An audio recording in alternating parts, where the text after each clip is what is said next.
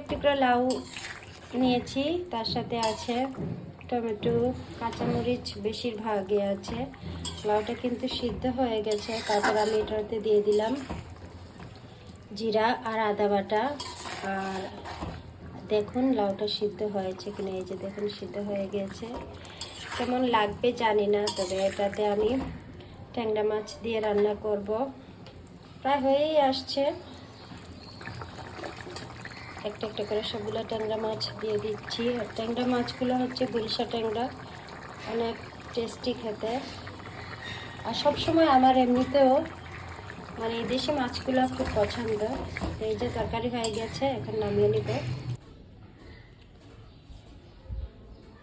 আর এই তো ট্যাংরা মাছের লাউ দিয়ে যে ঝোল রান্না করেছিলাম এটা হয়ে গিয়েছে, নামিয়ে নিয়ে চলে আসলাম।